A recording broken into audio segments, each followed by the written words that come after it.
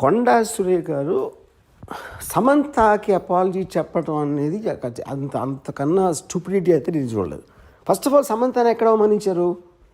కొండా సురేఖ అవమానించలా, పొగిడారు. యాక్చువల్గా ఎందుకు పొగిడారంటే అక్కడ ఏమంటున్నారు ఆవిడ, నాగార్జున నాగ చైతన్య ఇద్దరు కలిసి ఒక మామగా, ఒక భర్తగా, ఒక కోడలిని, ఒక భార్యని తనకున్న ఒక ఆస్తి కాపాడుకోవడానికి వెళ్ళమని ఫోర్స్ చేస్తే తను కాదని చెప్పి విడాకులు ఇచ్చి వెళ్ళిపోయింది అన్న. అక్కడ సమంతకు అవమానం ఏంటి? సమంతని పొగిడినది. యాక్చువల్గా అవమానించింది ఎవరిని?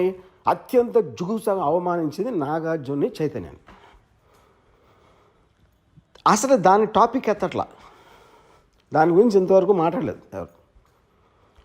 సో ఇప్పుడు ఇలాంటిది చెప్పడం కన్నా అంటే అక్కినేని కుటుంబం అంతా ఉన్న హుందాతనం, వాళ్ళకున్న extraordinary reputation, most dignified and reputed, అది ఒకసారి పక్కన పెట్టి ఏ ఇంట్లో అయినా ఒక మామని భర్తని ఇలాంటి ఆరోపణ నేనైతే నా జీవితంలో ఏం లేదు ఇలాంటిది. ఇది చాలా సీరియస్గా తీసుకుని నా రిక్వెస్ట్ నాగార్జునకి చైతన్యకి ఇలా వదిలేయకుండా, మళ్ళీ ఇలాంటివి జరగకుండా ఇండస్ట్రీ అందరి కోసం, ప్రజలందరి కోసం కూడా సీరియస్గా తీసుకుని మర్చిపోలేని గుణపాఠం నేర్పించాలి. దీనికి తప్పిస్తే మన దగ్గర వేరే మార్గం లేదు. ఇలాంటిది మళ్ళీ జరగకుండా చూడాలి.